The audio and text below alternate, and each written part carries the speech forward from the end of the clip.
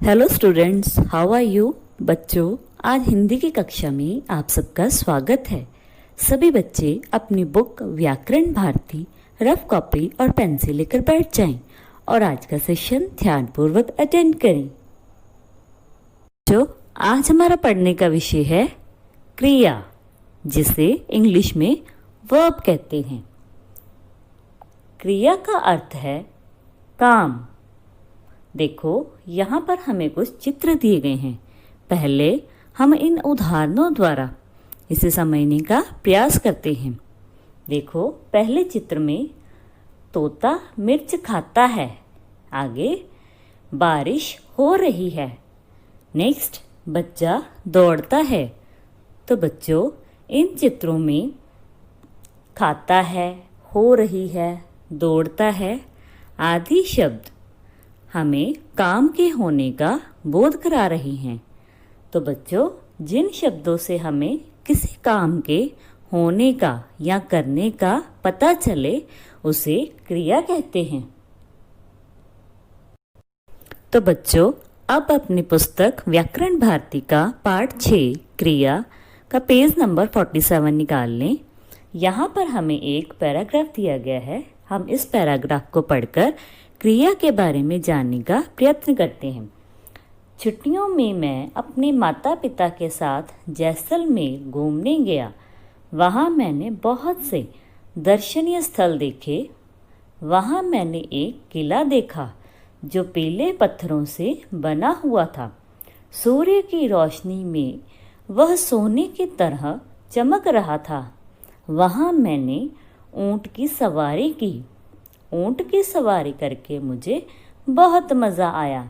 तो बेटा, यहाँ पर दिए गए रेखांकित शब्द घूमने गया, देखे, देखा, बना हुआ था, चमक रहा था इत्यादि, ये सभी शब्द क्रिया शब्द हैं। तो बच्चों, इस पैराग्राफ में रंगीन शब्द काम के करने या होने का बोध करा रहे हैं। अतएव ये शब्द क्रिया शब्द हैं। तो जिस शब्द से किसी काम के करने या होने का बोध हो उसे क्रिया कहते हैं। जैसे उठना, बैठना, खाना, दौड़ना, पढ़ना, सोना इत्यादि, ये सभी क्रिया शब्द हैं। तो बच्चों, अब हम सहायक क्रिया के बारे में जानते हैं। जैसे यहाँ पर हमें उदाहरण दिए गए हैं। वे गाना सुन रहे हैं। नेक्स्ट उदाहरण देखो, हम जा रहे थे। तो बेटा, यहाँ पर सुन और जा मुख्य क्रिया है और रहे हैं, रहे थे सहायक क्रिया है। तो बेटा, मुख्य क्रिया के अर्थ को स्पष्ट करने और वाक्य को पूरा करने में जो क्रिया सहायक होती है उसे सहायक क्रिया कहा जाता है। तो बच्चों, अब हम ये जानते हैं कि लिंग और वचन बदलने पर क्रिया में भी कैसे परिवर्तन हो जाता है। देखो, यहाँ पर हमें कुछ उदाहरण दिए गए हैं। शरत खेल रहा है। तो बेटा, शरत एक लड़के का नाम है जो पुल्लिंग जाति का बोध करा रहा है। शरत खेल रहा है। अगर पुल्लिंग है शब्द तो क्रिया भी उसी के अनुरूप पुल्लिंग रूप में है। जैसे शरत पुल्लिंग के साथ क्रिया खेल रहा है लगी है। इसी प्रकार से बच्चों, नेक्स्ट उदाहरण देखो, चांदनी खेल रही है। तो चांदनी स्त्रीलिंग शब्द का बोध करा रही है और इसी के अनुरूप यहाँ पर क्रिया खेल रही है लगी है।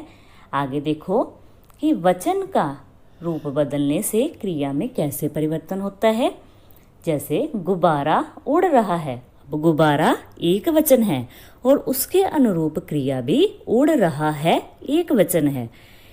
आगे गुब्बारे उड़ रहे हैं। अब गुब्बारा एक वचन से शब्द गुब्बारे बहुवचन बन जाता है तो क्रिया भी उसी के अनुरूप उड़ रहे हैं बन जाती है। तो बेटा, यहाँ तक पढ़कर हमने ये जाना कि लिंग और वचन में बदलाव होने से क्रिया भी उसी अनुरूप में परिवर्तित हो जाती है। आगे बच्चों, क्रिया के भेद। क्रिया के दो भेद होते हैं, सकर्मक क्रिया और अकर्मक क्रिया। तो आओ पहले हम इसके पहले भेद सकर्मक क्रिया के बारे में जानकारी हासिल करेंगे। तो बेटा, जिस क्रिया में कर्म आवश्यक होता है अर्थात कर्म पर क्रिया का फल या प्रभाव पड़ता है, उसे सकर्मक क्रिया कहते हैं। तो आओ यहाँ पर कुछ उदाहरण दिए गए हैं, इसके द्वारा हम सकर्मक क्रिया को जानने का प्रयत्न करते हैं। सबसे पहले राजीव फुटबॉल खेल रहा है। तो बेटा, यहाँ पर खेल रहा है क्रिया है और राजीव करता है और इसमें फुटबॉल कर्म है। खेल रहा है क्रिया का फल राजीव कर्ता पर ना पढ़कर फुटबॉल कर्म पर पढ़ रहा है। इसी प्रकार नमिता पुस्तक पढ़ रही है। तो यहाँ पर क्रिया है पढ़ रही है और नमिता करता है और पुस्तक कर्म है। आगे बेटा, कन्नू हारमोनियम बजा रही है। तो यहाँ पर क्रिया है बजा रही है और कन्नू यहाँ पर एक करता है और हारमोनियम कर्म है।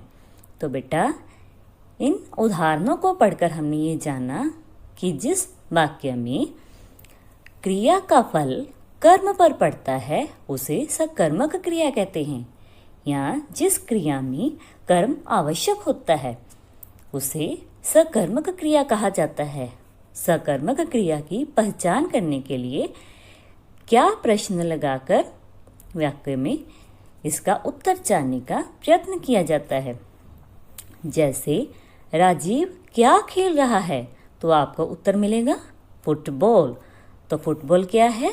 कर्म है। इसी प्रकार से बच्चों आगे देखो, नमिता क्या पढ़ रही है, तो आपको उत्तर मिलेगा पुस्तक। पुस्तक क्या है? कर्म। नेक्स्ट, कन्नू क्या बजा रही है, तो आपका उत्तर मिलेगा हारमोनियम। तो हारमोनियम क्या है? कर्म। तो बेटा, इन उदाहरणों को पढ़कर हमने ये जाना कि जब क्रिया में कर्म आवश्यक होता है अर्थात कर्म पर क्रिया का फल या प्रभाव पड़ता है उसे सकर्मक क्रिया कहा जाता है। आगे बेटा, कुछ सकर्मक क्रियाओं में दो कर्म भी पाए जाते हैं। जैसे यहाँ पर हमें एक उदाहरण दी गई है, पिताजी ने नेहा को साइकिल दी। तो बेटा, यहाँ पर दी क्या है? क्रिया है। पिताजी करता है और यहाँ पर नेहा और साइकिल कर्म है। तो ऐसे वाक्यों में हम किसे और क्या लगाकर प्रश्न करने पर इसका उत्तर प्राप्त करते हैं। जैसे पिताजी ने किसे साइकिल दी, तो आपका उत्तर मिलेगा नेहा को। नेक्स्ट, पिताजी ने नेहा को क्या दिया? साइकिल। तो बेटा, इस प्रकार किसे और क्या लगाकर प्रश्न करने पर हमें जो उत्तर मिला वो है कर्म। तो बेटा, यहाँ पर हमें अन्य सकर्मक क्रियाओं के भी कुछ उदाहरण दिए गए हैं। जैसे लेना, देना, खाना, पीना, पढ़ना, लिखना, चढ़ना, उतरना, काटना, लगना, जोड़ना, झूलना, करना, दिलाना, पकड़ना इत्यादि। नेक्स्ट बेटा, अकर्मक क्रिया। जिस क्रिया के लिए कर्म की आवश्यकता नहीं होती उसे अकर्मक क्रिया कहते हैं। जैसे यहाँ पर हमें उदाहरण दिए गए हैं, प्रिया हंस रही है, नमन रो रहा है। तो बेटा, अगर हम इन हंस रही है क्रिया के साथ अगर हम क्या प्रश्न लगाते हैं तो हमें इसका कोई भी उत्तर नहीं मिलता। जैसे यहाँ पर नीचे उदाहरण देखो, क्या हंस रही है, क्या रो रहा है, तो हमें क्या प्रश्न पूछने पर कोई उत्तर नहीं मिलता। इसका मतलब जिस क्रिया के लिए कर्म की आवश्यकता नहीं होती उसे अकर्मक क्रिया कहते हैं। तो बच्चों, हंस रही है क्रिया है, प्रिया करता है और यहाँ पर कोई भी कर्म नहीं लगा हुआ। इसका अभिप्राय है कि जिस क्रिया के लिए कर्म की आवश्यकता नहीं होती या जो क्रिया कर्म के बिना ही हो उसे अकर्मक क्रिया कहा जाता है। और क्या लगाकर प्रश्न पूछने पर कोई उत्तर नहीं मिलता तो वह अकर्मक क्रिया है। अकर्मक क्रिया के यहाँ पर कुछ अन्य उदाहरण दिए गए हैं, जैसे सोना, उठना, उड़ना, आना, जाना, रोना, हंसना, बोलना, चलना इत्यादि। तो बच्चों, आज हमने अपने पाठ क्रिया का अध्ययन किया है। आप इस पाठ की अच्छे से दोहराई करेंगे। अगली वीडियो में आपके साथ फिर से मुलाकात होगी। तब तक के लिए गुड बाय।